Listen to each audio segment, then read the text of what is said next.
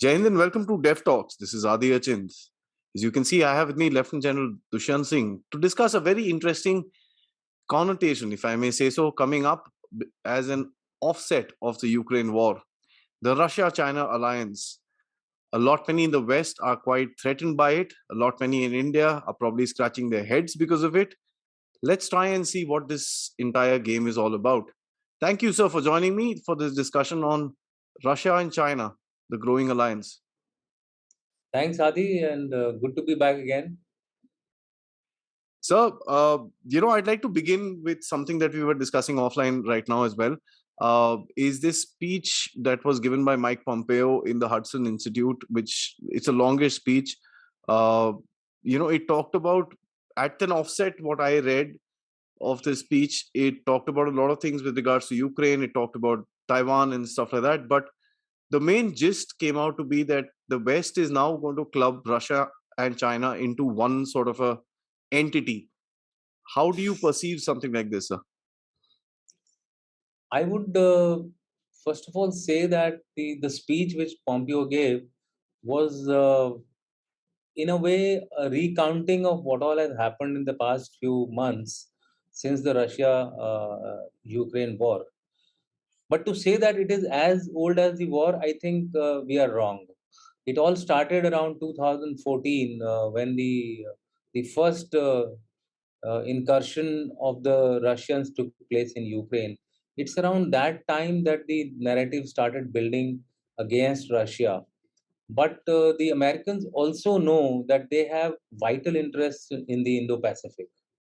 So therefore, I think Indo-Pacific and the Russian-Ukraine conflict both are being played together to kind of act as a pressure point for their primary adversaries. If you look at Russia, although it was a superpower and it still is a military superpower, and I would also put it in the bracket of a technical superpower. Economically, of course, China has overtaken that, but we all know that once you start becoming an economic powerhouse, then the military powerhouse is not very far away from your capabilities, and that's what is happening as far as China is concerned. Now, Russia would not, US would not like to have a military and an economic powerhouse in the Far East or in the Indo-Pacific, where it has a very close interest in Taiwan, Hong Kong, Philippines, and the works out there. So therefore, it had to balance two major forces. So NATO is kind of responsible for the European theater, and for the Far East, or for the Indo-Pacific, it is US itself which is looking after that area. It has tremendous interest there. Japan is there, North South Korea is there, Philippines, Australia. I mean, you name it. Everybody who is it's kind of a Eastern NATO, I would put it, and a Western NATO. Now both are being threatened by two entities, Russia and China, as far as the US is concerned. So, somewhere the Russia Ukraine war to me looks like to have come as a boon to the US. US is actually gaining advantage out of the Russia Ukraine war by by by distracting Chinese as well. It's not that the Chinese are not getting affected by the Russia Ukraine war. In fact, they have been very majorly affected by the Russia Ukraine war. Most of its BRI plan has gone for a six. And if that happens, then you know what is the state of Chinese economy. It is heavily dependent on external factors, not internal factors, unlike India, which has a very strong domestic market. But that is not the case with China as of today. It has got overcapacity and under capacity demand as far as the domestic market is concerned. So it has to look externally. And where are the markets? It's in Africa and it's in Europe. And how does it reach? It had this grandiose plan of BRI, which to my mind is getting unstruck. And if this war continues, it is not going to be in the interest of the Chinese. So therefore, I think the Americans have played smart. That's the way I look at it. They are trying to secure their Taiwanese interest or the Indo-Pacific interest by somehow involving the Russians and the Chinese together in this kind of a conflict. And it also plays out in a form of a narrative of the old times, Cold War, where there were two sides to the world order, and to me it looks like the world is getting rearranged. I have a small uh, kind of a slide which you could show it to the audience, which gives you this rearrangement and how India is getting stuck in these two rearrangements of, I would say, two sides of the conflict today in the world, where we are at crossroads. We have to decide how we are going to act in the future. Are we going to remain a balancing power? Are we going to remain? Are we going to take sides? A lot of dilemma is there for India as of today. Let's take the India question a little forward. So, how does it impact Indian security? The easiest answer is, of course, defense. Um, there are a lot more to do as the Russia-India relation actually grows up. The North-South corridor, a whole lot of things that are coming up over there. As a consequence or as a subsequence of this Ukraine war, how do you perceive the impact of this Russia-China relations on India, and how does Russia now try and balance both of these entities, sir? You see, that was the dilemma where I left my previous response to your question, and this is the dilemma now with India. If you look at the geopolitical picture in the region and globally as well, there are clearly emerging two sides.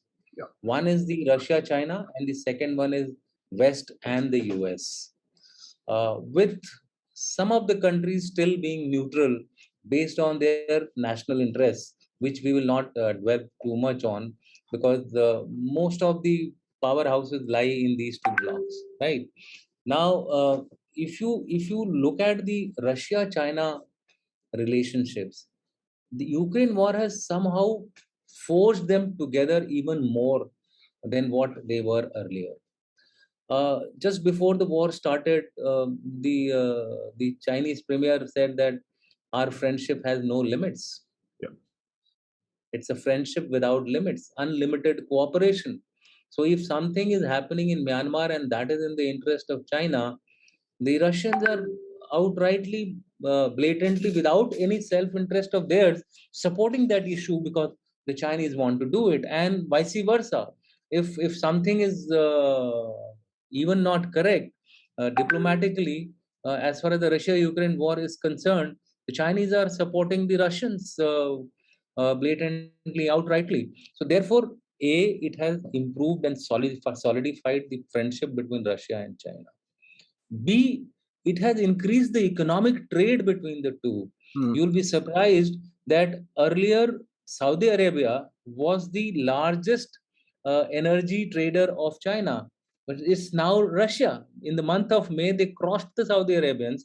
They bought 8.47 billion tons of oil and gas from Russia, and only 7.3 or 4 billion tons of gas from Saudi Arabia. So therefore, they have actually crossed over the economic hurdle also. Their overall biggest trading partner is now Russia, which is somewhere, if you get interlinked economically, if you get interlinked from a perspective of ideology also, if you look at it ideologically also, both are a totalitarian government, both have a similar kind of a similar kind of a governance. So therefore, personality based, both on the Putin side and the Xi Jinping side.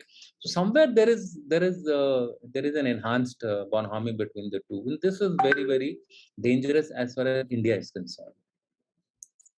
Indeed, so Because India today is heavily dependent on the Russians, the militarily, and also now economically. Again, I will like to quote a figure that earlier the second largest energy trader of Russia was Germany. India has crossed that. Now India is trading more, importing more oil from Russia then Germany. Now, what is all this indicating? This is indicating a kind of a dilemma in the mind of Indian policy makers as to, should we remain only economically joined? Should we remain only joined from the defense or military perspective, and for rest of the things we start looking at our Indo-Pacific? Because in the Indo-Pacific we have a different interest. On our northern borders we have a different interest. On the northern borders we are wary of the dragon, and really speaking, one cannot trust the dragon. And I always say that दूध का जला वो छाछ भी फूक फूक कर पीता है. You know, a person who's burnt by the milk, hot milk, he also takes the curd, you know, after making it cooler. So that's the kind of a translation which I'm trying to do. It means that India cannot remain happy in a situation where one of the participants of this kind of a economic alliance is not so friendly with us.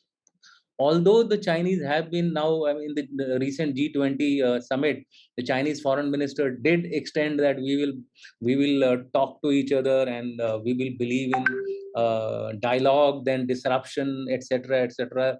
You know, these kind of phrases were used by the Chinese foreign minister. I'm translated if you take it, but we can't forget.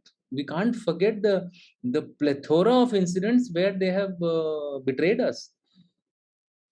What is the guarantee? So rightfully Jaishankar was right, our external affairs minister. He said, unless on ground we see a total withdrawal from the area of Ladakh, we cannot move forward. I think that was something of a very, very pronounced statement as far as we are concerned. So as far as my take is concerned, India remains in a precarious situation, both militarily as well as geopolitically. We have to still continue to balance the two parts. Indeed, sir. Now, I'm going to kind of break from this discussion for a little bit, sir, because, I guess a lot of people in India would have wanted to hear your views about the India angle of it. But before I get into a little bit more of the strategic angle for China, especially for China, as a matter of fact, I'd want to ask you the comfort level between Russia and China themselves, because when you look at it, they fought a war. They have territorial disputes. The China six-war policy or six-war thought process, if I may say, the last war is to be fought with Russia. The Russians aren't stupid enough of forgetting all that stuff. Secondly, the Russian pivot has always been towards the West, and today the Russians probably know that if they need to pivot back towards the West, it's going to be minus Russia. There are loads of factors, and even militarily they train against each other, and that is quite a known factor. The Chinese have some 150 200 aircraft just focused towards the Russian border itself. How do you see this relationship? You mentioned a personality driven relationship, so it's kind of grown after Xi Jinping has come into power 2012. But how do you see this going forward, considering Xi Jinping is also kind of a little shaky, although he will come back, but in terms of foreign policy, probably a little shaky, and the growing geopolitics, which will go against China in a little bit. Look, in heart of heart, for Russia, it has been a setback for the last 30 years or so, right? It was a superpower. It lost its superpower status because of incidents which were, to my mind, as far as the Russians were concerned, not a very happy development. True. In fact, if you listen to Putin, he has said that 1990 breakup of USSR was the biggest tragedy in Geopolitical the catastrophe, yes, sir. catastrophe, in fact, to that extent. So therefore they are always going to be, it's like the century of humiliation for Chinese. As far as the Russians are concerned, their dominance has been questioned, and now it's being questioned even more after the Russia-Ukraine war. So therefore, to say that they are going to be very comfortable with an arrangement which is going to be of a long term with the Chinese, of a cooperation and bonhomie, may not be true. Both are communist or totalitarian powers. Both will look for opportunities to dominate each other. As of now, the situation demands that they should remain in cooperation, which they are doing, I think. And the relations, to my mind, are being driven more by economic constraints than political or military constraints. So therefore, till the time both need each other, I think they will continue to cooperate. Do not forget that they have entered into a 30-year contract of supply of oil and natural gas from the new pipeline which they are developing from their far east of Russia to the Haiho city in China, which is over and above the power of Siberian pipeline, which is already supplying to them about 16.8 billion cubic meters of oil and gas to them. So therefore they will have to take the maximum benefit out of all these infrastructure development which they are doing. Also, the Chinese have somehow got stuck in their BRI, right? Most of its BRI projects go through Russia or the Central Asian Republic. Now both are under the severe influence of the Russians. So therefore, for Chinese to progress economically, and I said earlier that their economic dependence is more external than internal. Therefore, they have to maintain this relationship of good good neighbors till the time China attains a superpower status. On the other hand, the Russians, to my mind, will not like to see a situation where they see Chinese going ahead of them, because they feel that it was the Russians who actually gave them the technical know-how of most of the defense equipment, at least, if not the economic things. But the defense capabilities have all been thanks to the Russians, as far as the Chinese are concerned. So therefore, you would not like to see a person who was a child starting to dominate you. So Russians will keep the critical technologies edge till the end over the Chinese, to ensure that they have, I think, a greater say with China. The only problem is the Russians, over a period of time, are getting reduced to a European power than a global power. They are being constrained, and that's why I said the Americans have played a very smart game. They have actually reduced Russia to get entangled in Europe, and thereby their whatever physical cooperation which they would have done with the Chinese has actually reduced. Their war stamina has gone down. Their sustenance, logistics sustenance capabilities have gone down. They will take a lot of time to recover from the losses which they have suffered. They were spending almost, if I'm not wrong, $900 million per day for the war. The casualties which they have suffered range between, estimates range between 12,000 to 27,000.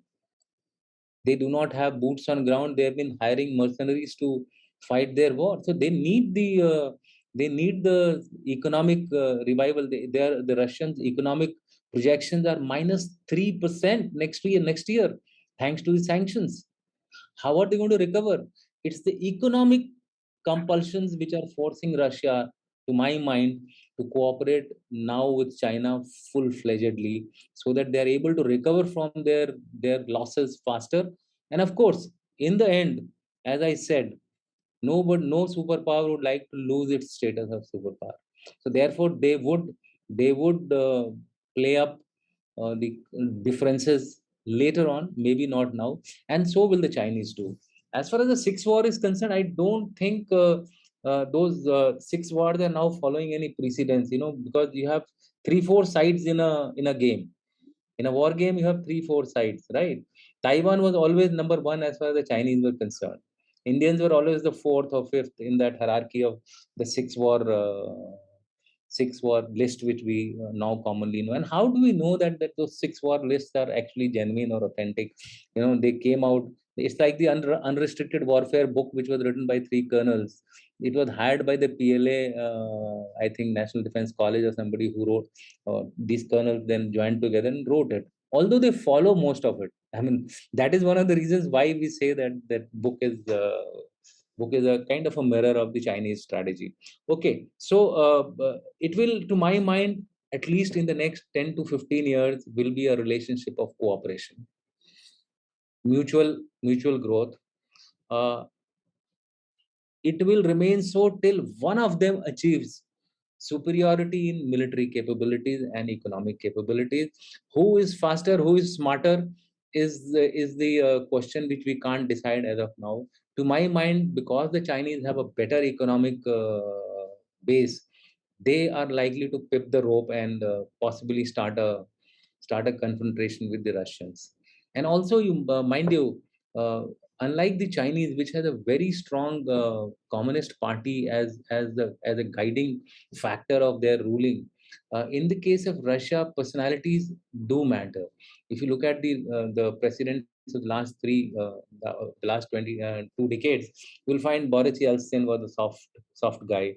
Then Putin came in. Dmitry was actually a kind of a stopgap arrangement because the constitution said so that you can't be elected more than twice. So therefore, he stepped in, and thereafter he changed the constitution.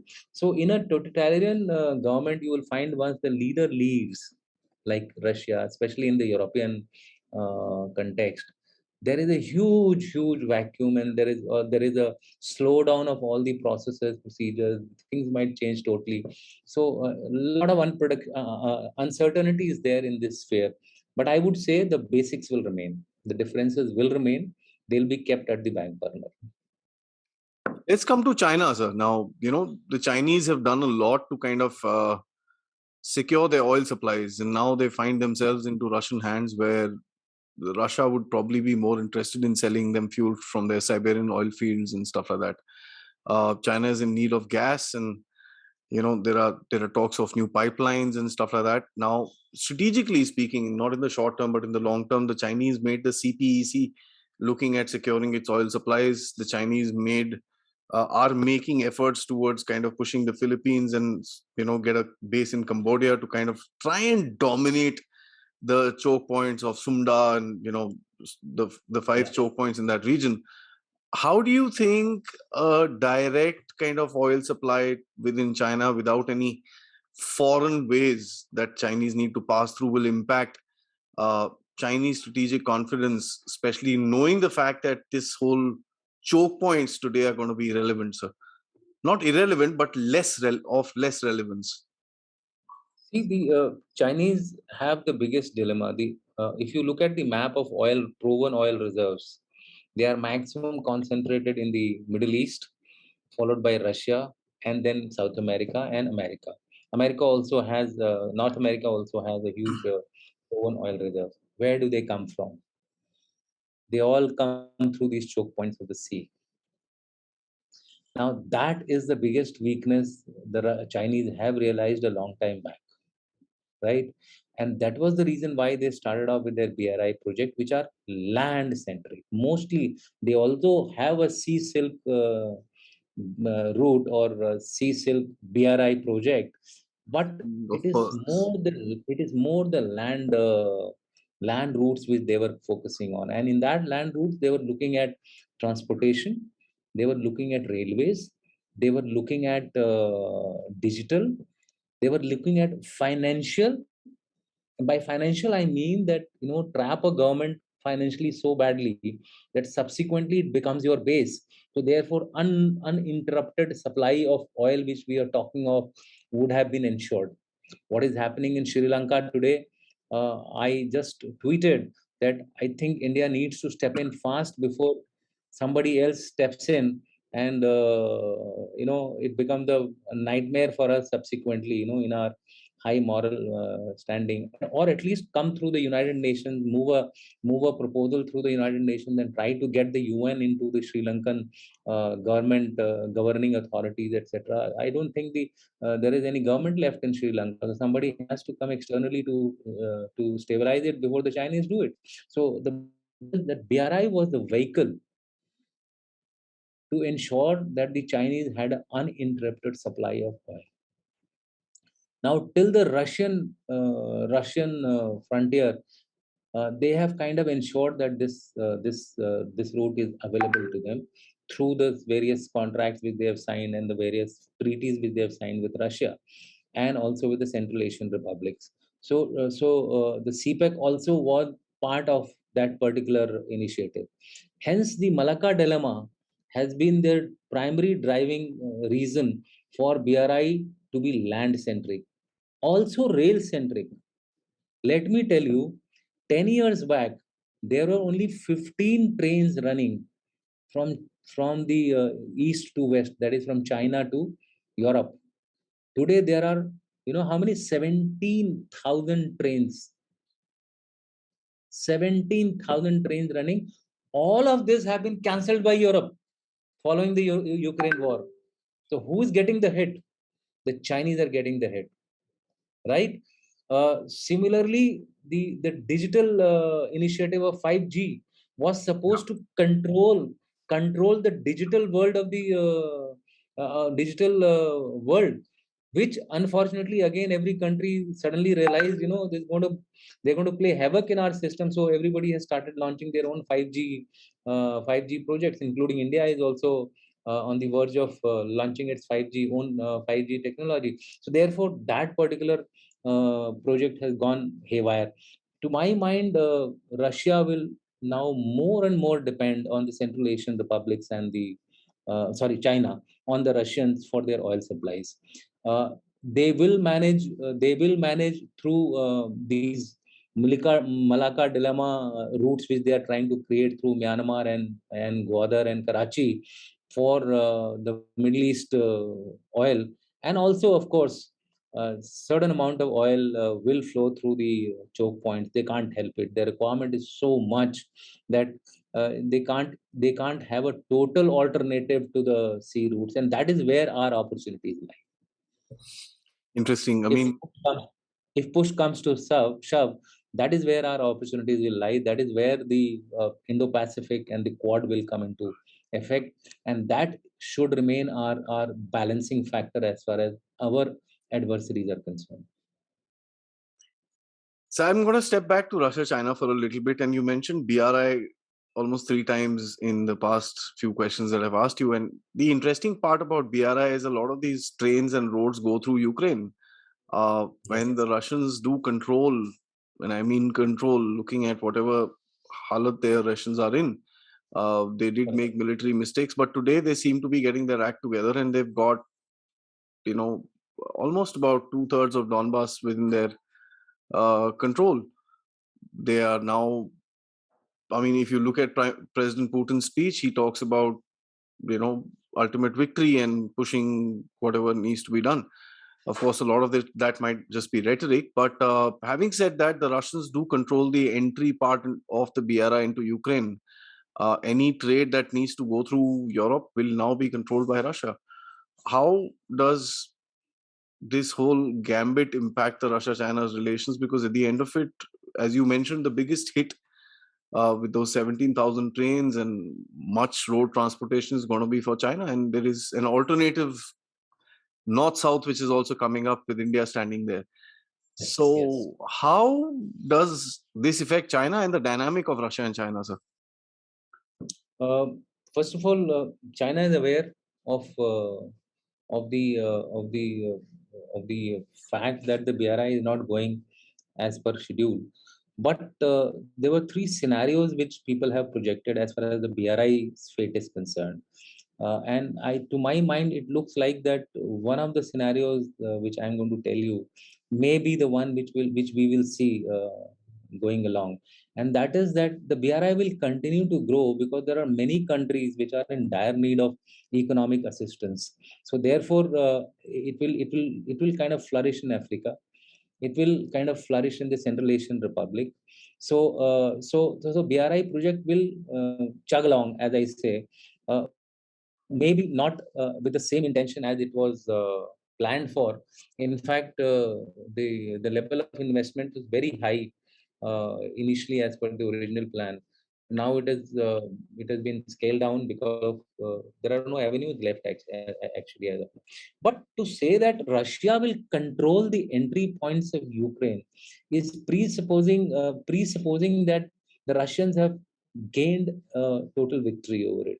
Even today, if you see, the Ukrainians have blocked. It is the Ukrainians who have blocked oil supplies to Europe, not the Russians. Yeah. So in a way, the Ukrainians are doing it to get more aid, and the Russians are doing to ensure that the Europeans buy his oil. You see, whatever be the case, whether India, China today buy bulk of the Chinese oil as of now, but it can't be a permanent arrangement. Yeah. Mind you, getting oil from Russia for India and China both, it's very costly. It is They earn more profit if they supply the oil and gas to Europe, because they all mostly go through pipelines. They are cheaper in cost, faster delivery, cheaper cost, less logistics. So, and that was 35% of their oil. If you look at the oil demand of Russia, you'll find about 35% of them are struck in Europe. Now, that market has been taken by China and India in totality. We are now touching 40% of the Russian oil. Rest of the oil which is going is basically to the East Europe, I mean, countries which are favorable to the Russians, like Belarus, Cuba, Curacao. They are taking 100% of the Russian oil, but they are very far off places. Cuba and all are very far, so that the charges are very high for them. Why don't we go in for the Venezuelan oil? It's basically because of that. It's going to be too far for us. So to my way of thinking, I think the block which we are talking about will depend on who controls Ukraine in the end. The Ukraine fate has still not been decided. Let me tell you, it's a tactical pause which has taken place because of the logistic stamina. The aid has stopped coming for the Ukrainians, so they are not able to push forward. For the Russians, they need the breather to regain back their strength. They have had tremendous casualties. They have lost big machines, big ships, etc. So they need to also recover from the losses, get back their act, get their economy on track. Therefore, it is going to be a stalemate kind of a situation. If you're going to put pressure from here, the Ukrainians will put pressure from the other side, unless the Russians change tack, or the NATO changes tack and takes part directly in the war, which to me doesn't happen. It doesn't like It's not likely to happen, obviously, because of the nuclear angle, which everybody knows. So therefore, I am looking at a situation of 2014 coming back, Mm. with not even the Dnipro River being reached by the Russians. What are we talking about? Victory. The Donbass has not been fully captured. Even the Very. Odisha port is open. Odisha port is open, and Odisha port can always be corridors can be created if the Europeans want. Yeah, yeah, can be done because the mouth is controlled by Turkey. So So absolutely. So therefore, there is a port link available to the Ukrainians. Uh, the entire region of the East Ukraine has not been captured. Of course, the country has been devastated and damaged beyond. yeah, of course, yeah, yeah, yeah, absolutely. So So therefore, I feel that it's too early to predict the fate of Russia-Ukraine war. hmm, absolutely, there's And a change in tactic, there's a change in pace, but and the outcomes are. until that happens, you will find that the Chinese will also take the hit along with the Russians, as far as their BRI projects are concerned, as far as their oil interests are concerned, as far as their trade is concerned. Yeah, yeah, big time, sir, big time, big If what has happened is most of the Europeans are cancelling their trade deals with China. They are cancelling their BRI projects with China, time. So or if not cancelling, they are trying to delay it. So it's to my mind, the winner is only US.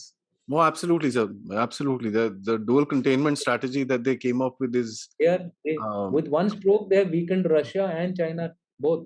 absolute. The Chinese, after a big Chosha Baji, they have stopped showing their teeth towards Taiwan. Yeah, yeah, even if they've not beaten Russia, they've contained Russia to a European theater, as you mentioned. As per the And outcome, we'll come to know what really happens in that sector. But they've kind of kept the Russians in that area. and the most important thing for the Americans is that they have made NATO relevant. Yeah, They have given an enemy to NATO. Yeah. Earlier, there was no enemy of NATO. In fact, people had started talking in places like Germany, etc. Why are we spending money on NATO? We don't need NATO. There is peace and tranquility as far as Europe is concerned. The borders are not being manned by us. Borders are being manned by Ukraine, Poland, and Finland, Hungary, and Moldova, etc. It's far away from Europe. I'm talking about Also the true. Western Europe. Hmm. Now that dynamic has changed. So that is again one victory plus for America. That NATO is there, so the Europeans will contribute now. Earlier, it was one-way ticket. The entire funding was being done by US. Now every country in Europe has agreed to fund the NATO. So the Chinese are also going to remain uncertain as far as their BRI projects are concerned. Their economic condition is concerned. Their economy, although has been projected to grow at around 5% next year, and it's around 4.3% this year. They have kind of recovered from the Omicron attack which they had to face, and they had to actually close their cities, etc. But I think they have come out of it quite successfully.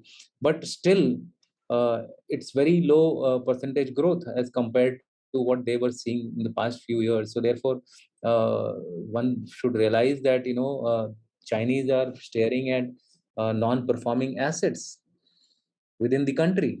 Unless they are used to their capacity, they cannot grow economically.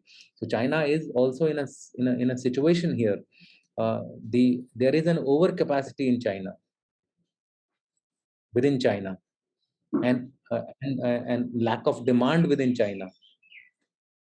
And if they lose the European market the way it is being projected, that the European countries are looking at reducing their trade with China and diversifying to other countries, which obviously means countries like India and the others, then the Chinese are in a economically bad situation. So therefore, China is also uncertain. But the only good thing is that they have a axis, which is land axis, which to me looks absolutely clear without any hindrance. The northern and I also tend to believe that although there are two theories, Mahan's theory of who controls the sea controls the world, but there is another theory of McClelland which said that who controls the center of the earth controls the world. So the Chinese believe in that, and today Chinese are controlling Urumqi and the areas around that place. So they have a kind of a layback position. But to say that they are happy with the situation, No. no, Hmm. absolutely not. They are in a very difficult situation as the Russians. Indeed, sir. And the Chinese, I think, in my opinion, and this is just a personal opinion, I wonder if you would agree with me. The Russians, in spite of fighting a war, find themselves to be in a better position than the Chinese, who are preparing for a war and have had their economy going for themselves till probably the virus actually came in. Post that, I think the Chinese are in a bit of a doldrum, and that's something that we see coming out of China, as you brought out the economic troubles and the GDP growth and stuff like that. Indeed, Uh, sir, please. in addition to the GDP growth, their whole lot of money trapped in loans. Yeah. And these loans, while they may get the assets, they may get the bases, they may get ports uh, against the defaults, but ultimately cash crunch would be there unless the assets start paying back to them. They will have cash crunch. So therefore, there are very good chances of the Chinese also suffering a major setback due to defaults. I'll give you some very nice figures of Africa. There are about 10,000 companies of Chinese working in Africa, right? Uh, a loan of $126 billion has been given to Africa, various countries in Africa. Their FDI is only $41 billion. So the loans have far crossed the FDIs. Now, and this is the figures till 2018, when there was no Ukraine happening, when there was no COVID happening. Today, you have the impact of COVID, you have the impact of Ukraine. Do you think the African would be in any position to pay back these loans? So where is it going to affect? It is going to, even their external markets are looking shaky. So the Chinese, to my mind, may be growing or may be projected to grow at 4.3% or so. They are in a major soup. From my humble opinions, I'd like to add, for example, Humble Tota, and you brought out a very interesting point that actually pushed this thought into my head.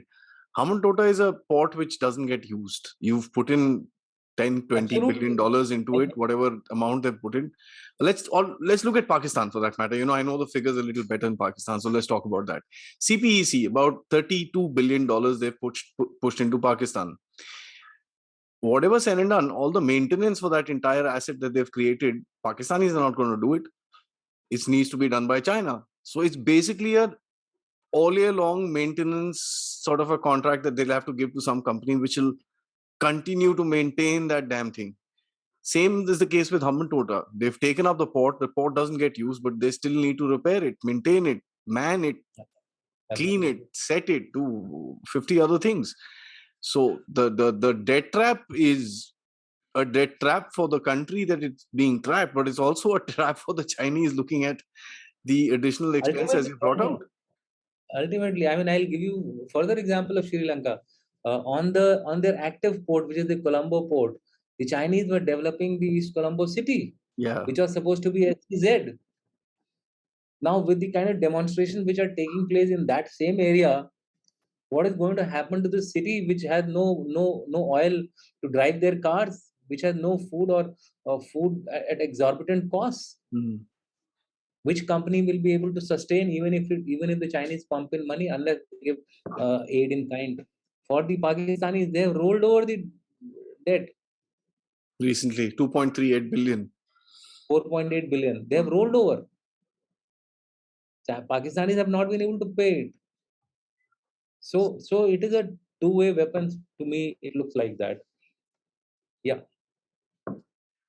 Indeed, sir. Thank you so much. This has been an interesting discussion. A lot of Western analysts are actually now talking about the dual threat to America.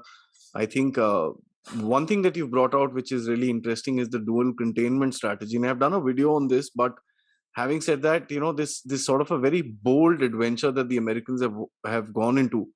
Uh, Tactically, it seems to have a bit of cracks because it's actually creating a whole lot of economic turmoil around the world. But strategically, looking at the fact that the Russians are going to be focused there and the Chinese are being refocused towards Taiwan, one can see that strategy coming out. Having said that, of course, uh, enemy of my enemies, is a friend of mine, and that's something which is a clear thing. And you've very rightly brought out that the relationship is, although good at the moment, but may not be as comfortable as it seems. Thank you so much, sir, for these brilliant I insights. would I would like to end with, we spoke very less about India, Sir, so please. I would like to just end with the Indian thought. As far as India is concerned, we would be very happy with a multipolar world. We somehow don't like this two-sided Cold War type of a situation which is developing as of now. So our efforts should remain to build a multipolar world, right? Our efforts should be to ensure that Pak continues to get isolated and humiliated by various international agencies. Our efforts should be to contain the Chinese aggressive intent along our northern borders, right? Uh, we should approach the future in a manner that we seek issue by issue support from the US. We seek diversification of our military dependence on Russia. Uh, Probably work towards an Atmanirbhar Bharat. Uh, the Russian goodwill must not be squandered away. It must be managed and maintained. It's a challenge, but we should continue to do that. The Middle East and the Iranian oil is the real place where we will get our succor, and that should continue to remain our focus as far as our long-term perspective of energy requirements are concerned. Afghanistan, to my mind, is an area where we need to now get in more aggressively. Just to quote to you, moment the Pakistanis signed a deal of coal deal with them, at 90 rupees a kg, they increased it to 200 rupees a kg. So the Afghanistanis are also getting smarter and smarter, trying to please their own masters, So I think it's time that we get into the Afghanistani area also, as you said, friend of a friend. I mean, uh, enemy of your enemy's neighbor is your friend. So Afghanistan is one area which we should continue to not let go of. We should try to make inroads. In any case, we have opened an embassy there with a different name. So we are working towards that direction. I think if we do all this thing in the overall perspective, India will do well to ensure that the world remains multipolar, at least for the next 15 years or so. The time till we get our economy to the levels of 10 trillion or so. Indeed, sir. Since you mentioned it, I'm going to actually take it online and take it as a confirmation from your side that we will be discussing India and Afghanistan and the whole conundrum in that particular thing. And I'll note it down in my calendar, prepare something, and then let's take this thing forward. It's something that I've been wanting to dwell into, but the information is quite scarce. But having said that, I with the way that you've brought it out, I kind of get the hint that you've got some hidden gems for us. So I'm going to push you forward and actually try and get you on for an interview about India, Afghanistan, and the growing tandem dance that we are playing across, keeping Pakistan in the middle. Till then, sir, I'd like to thank you once again, and till our next talk, Jai Hind. Thank you, Jai Hind, Adi. Have a great time. Thank you, sir.